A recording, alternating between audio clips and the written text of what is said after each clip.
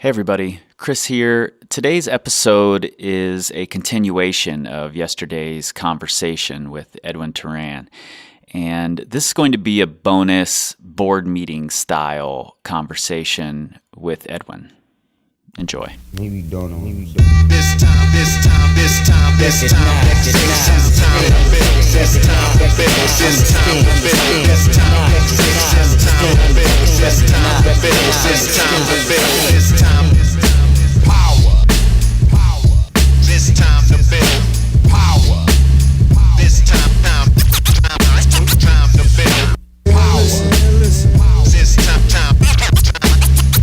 build power. Okay, we have returned. We have fresh beers, and we had great talks that you guys don't get to hear while we were gone. So I'm going to let you start, Edwin, with our top 3 list here.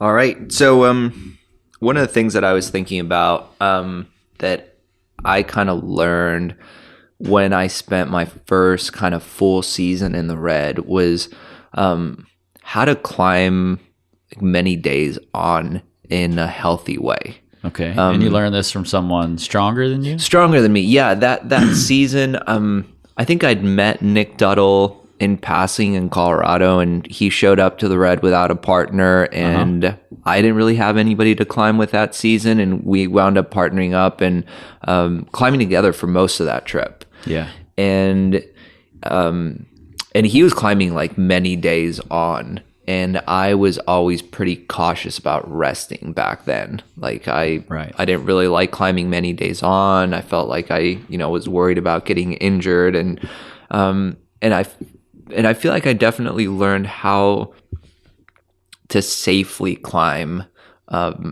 more than I had before by switching up the style of the holds that you're grabbing and the angles of the wall.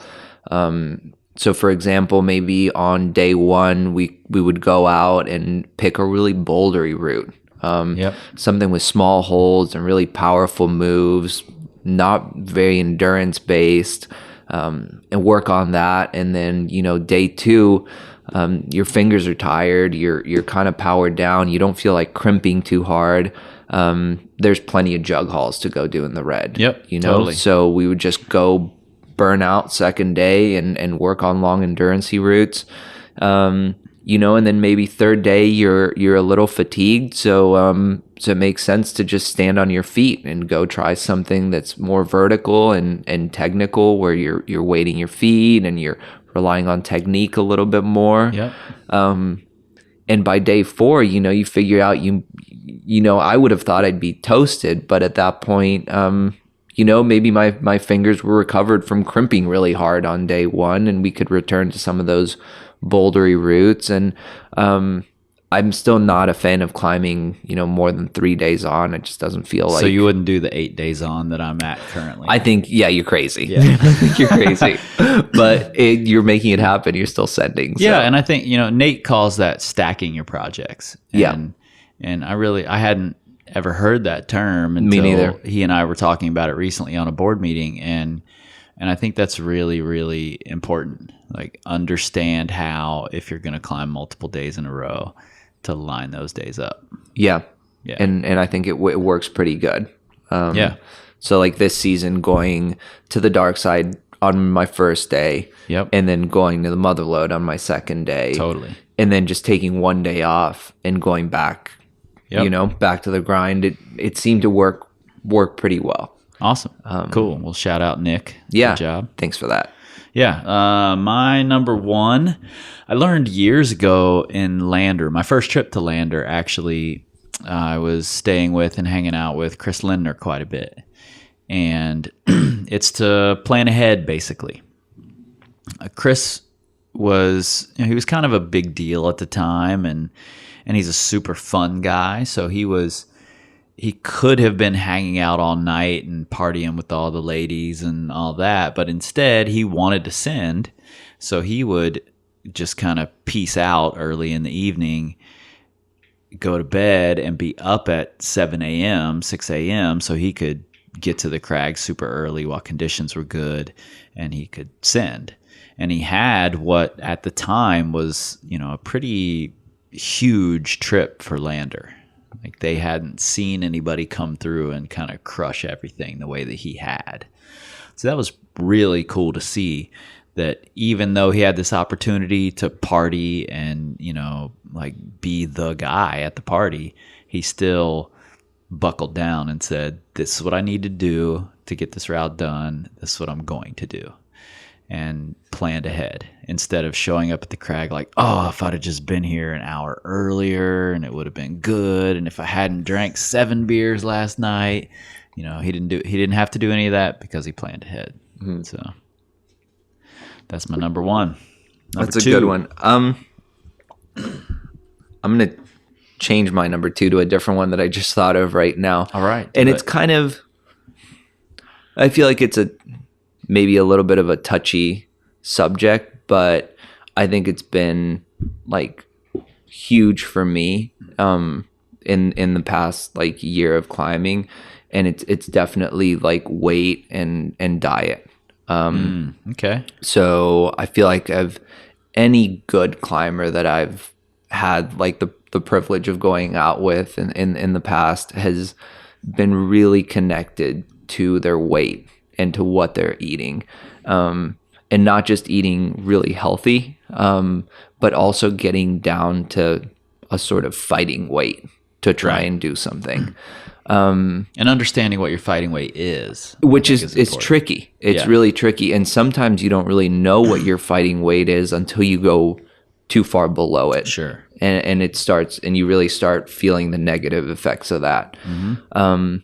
But for me, it's been huge to actually get really heavy during the summer and go bouldering at altitude and eat like crazy. I mean, eating like 5 times a day, a bunch of protein, and getting pretty heavy and bouldering pretty heavy. Which is why you're so yoked right now. Well, not anymore. Now I'm all twiggly sport climber. And then losing that weight as I kind of transition to sport climbing and into the red. And I think that the easiest way to see the effect that has is to just throw an 8-pound weight vest on you and go hangboard, and take off the weight vest and see how much better you do. Yep, totally.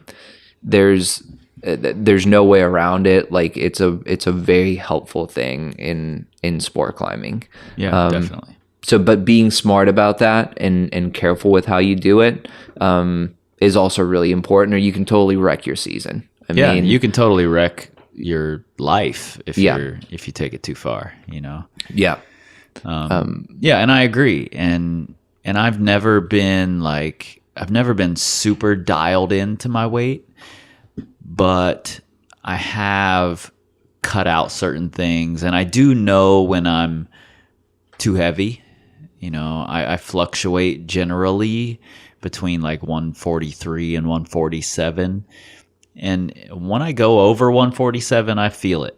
Okay? Mm-hmm. I know it.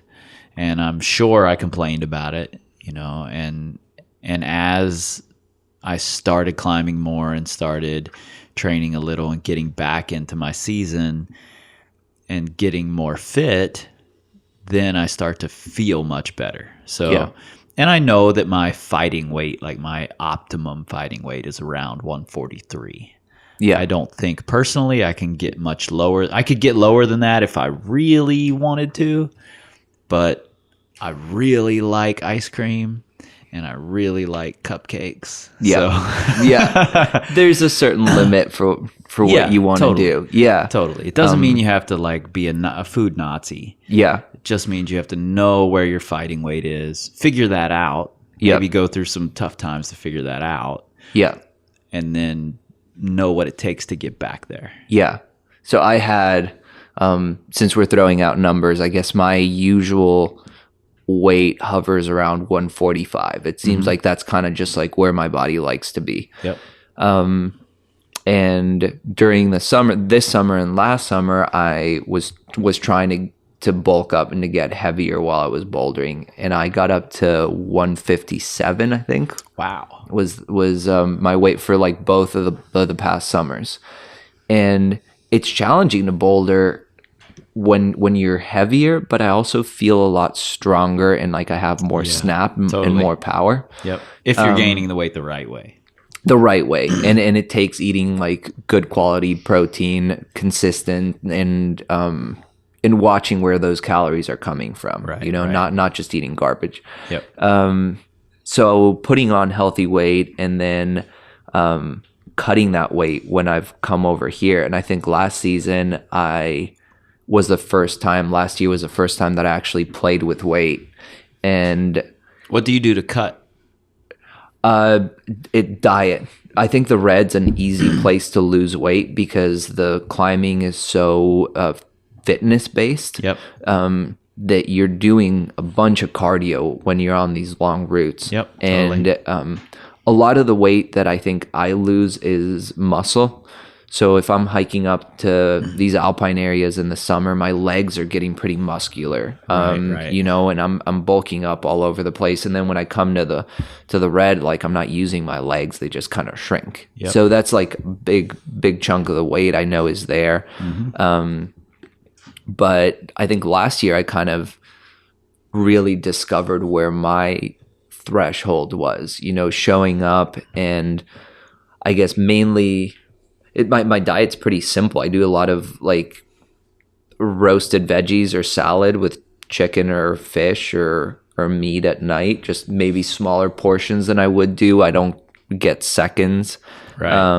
I'm not starving myself. I'm eating throughout the day, but smaller portions, you know, definitely making an effort to eat less. Yeah. But never feeling that's really hungry. important. Yeah. You know, and I think a lot of us come from, I know I do, I come from a culture of clean your plate, you know, where I feel like I need to eat everything that was prepared or I'm not finished. Yeah. You know, and I've really put a lot of energy into breaking that habit. And I still do it sometimes. But, you know, I've tried to learn to use those leftovers and, you know, use those for breakfast in the morning or to make a burrito for lunch or whatever. Yeah. And just trying to like have snacks throughout the day. Yep. I'm really good about eating. I can eat the same thing for weeks and I don't get tired of it. If there's something I like, super easy. I can keep making the same thing over and over.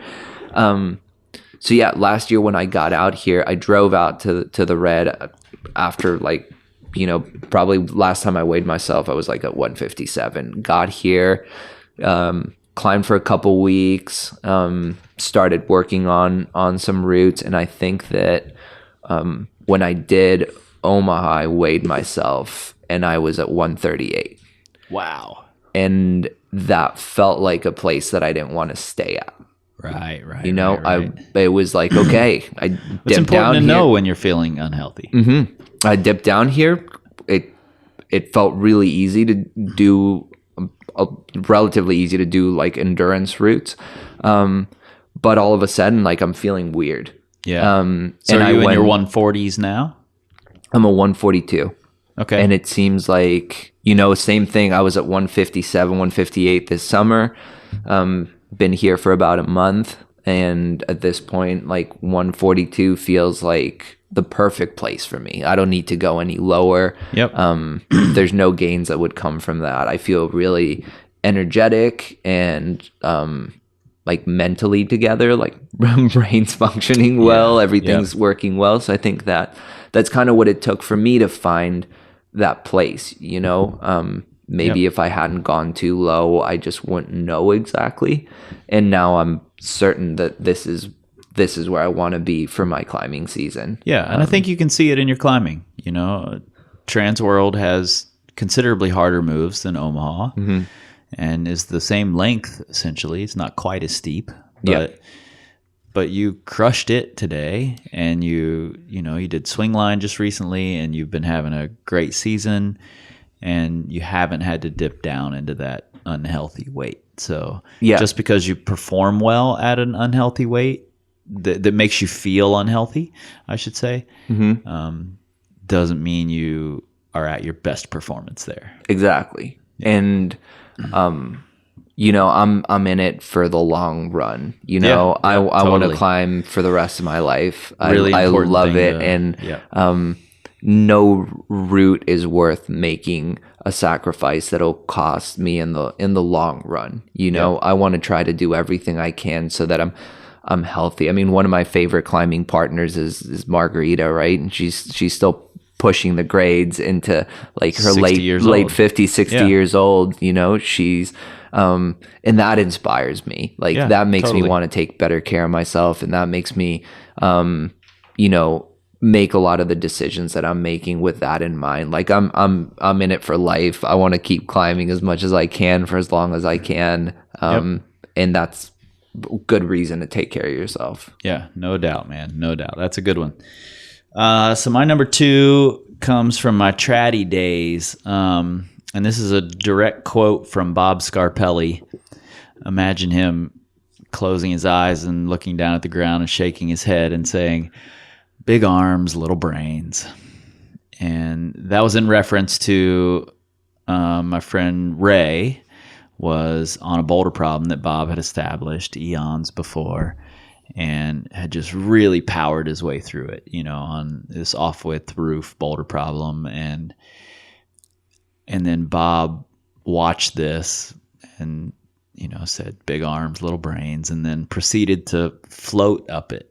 And, you know, at the time he was mid-50s or something, and just made it look like a ballet dance. And so I mimicked that, or I tried to mimic that. And over multiple trips, tried to mimic it more and more until I could turn off with climbing into more of a dance and less of a struggle, you know. And and that's something that I really have taken to other parts of my climbing. If something feels awkward or strange, that might just be because you lack the skills to make it graceful and have flow. You know, it doesn't mean that it's an awkward move.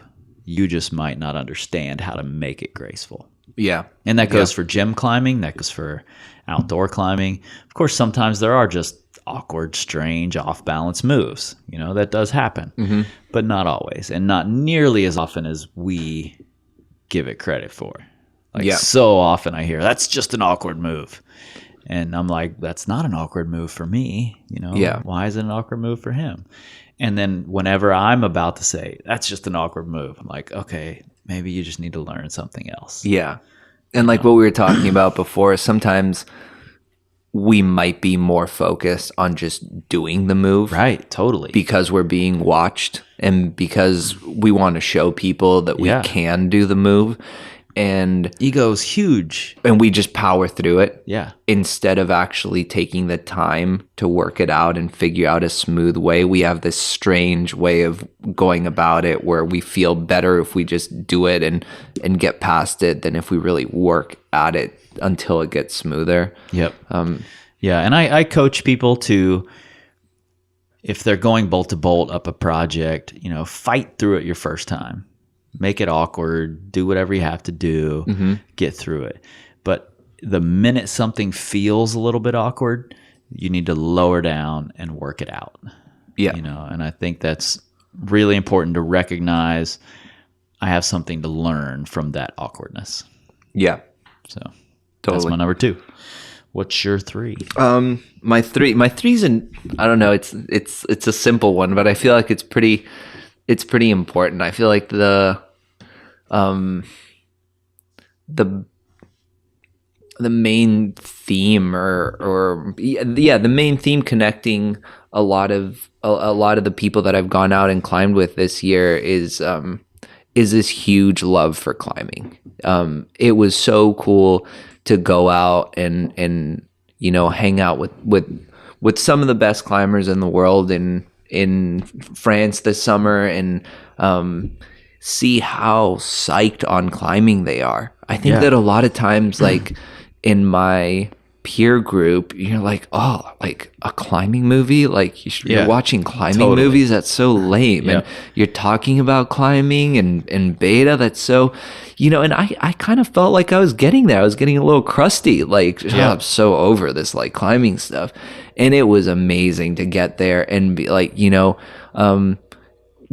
we'd come down every day from the cliff and go back to the house, and we'd turn on a climbing movie while we were cooking dinner. And John was the first one that wanted to watch one, and just talking about it and like living it with people that have done it for twice as long as I've been climbing. And they're so stoked, and it's so genuine, and there's so much passion for it that it's contagious, even if you're like having a bad day and you're not totally stoked, like just their excitement kind of, it really turns things around. And it's a simple one, but I think it's like, it's really key to sticking with whatever process you're working with, understanding that, we're not saving lives. We're not curing cancer. This is purely a selfish pursuit, but we do it because it brings us so much joy.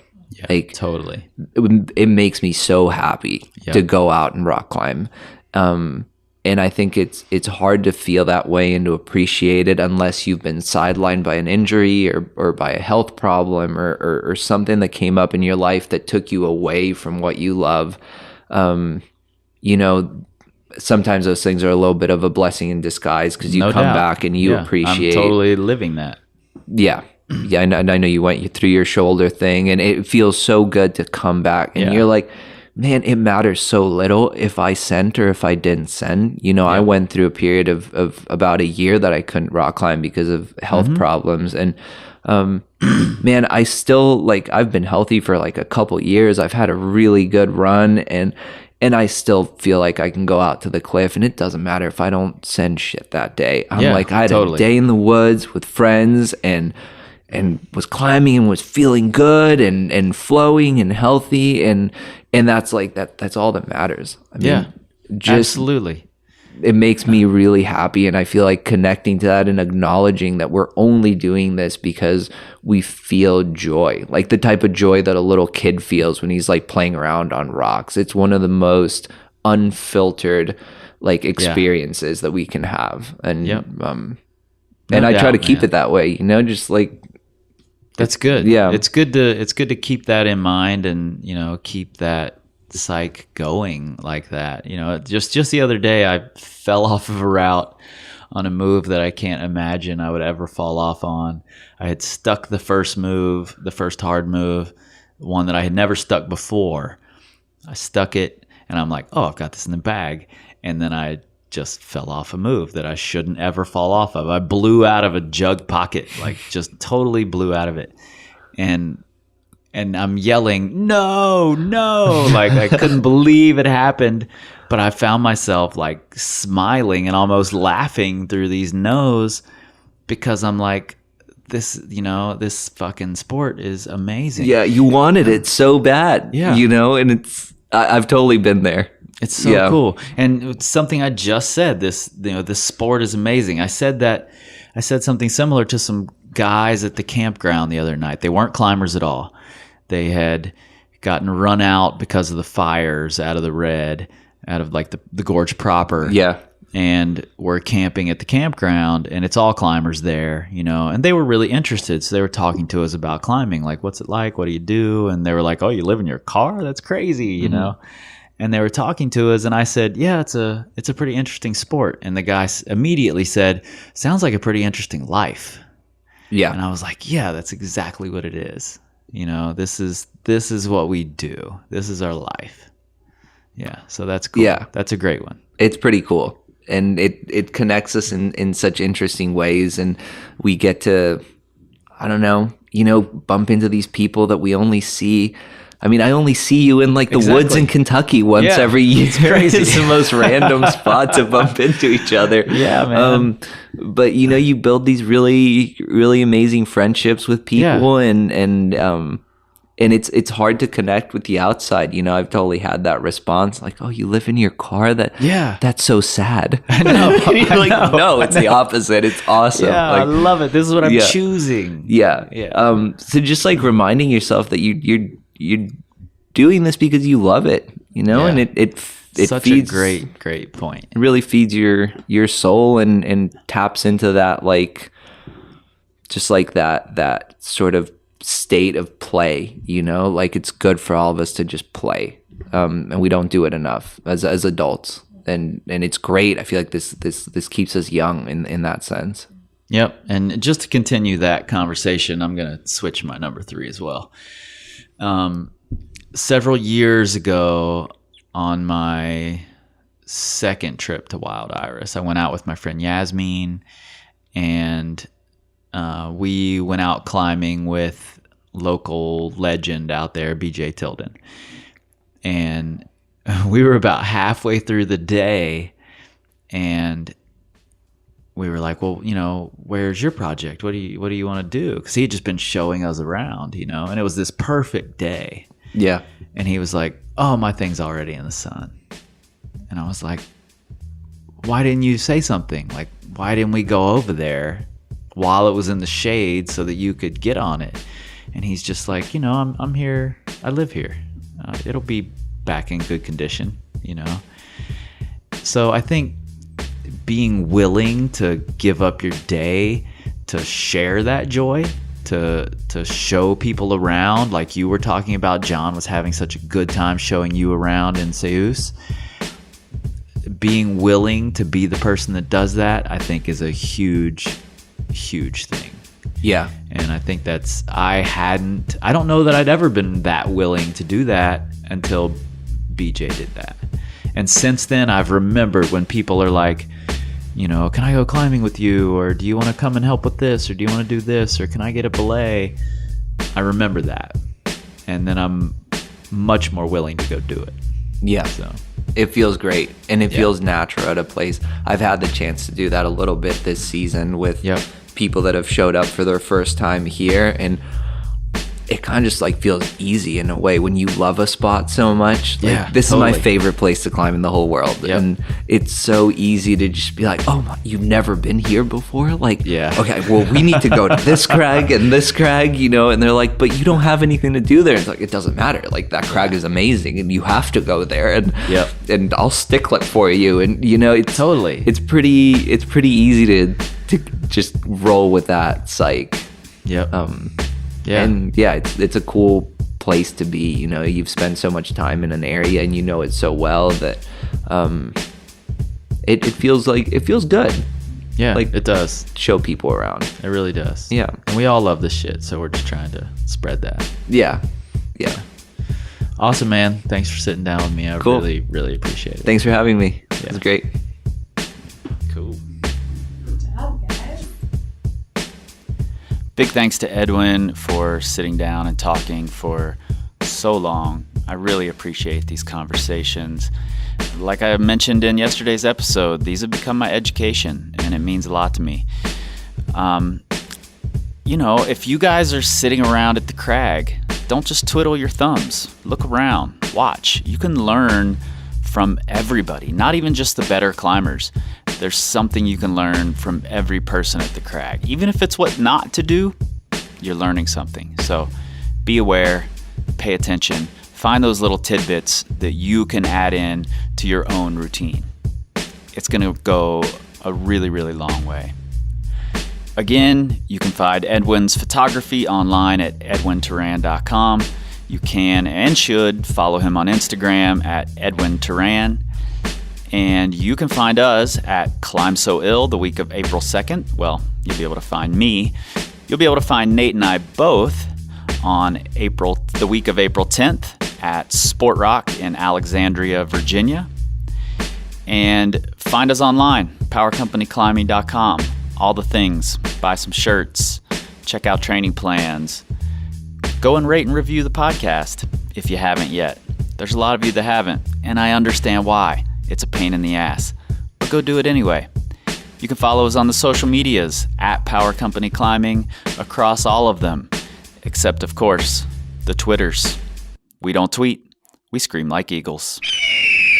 This time, this time, this time, this time, this time to build. This time to build. This time to build. This time to build. This time to build. This time to build. This time power. This time to build power. This time to build power. This time to build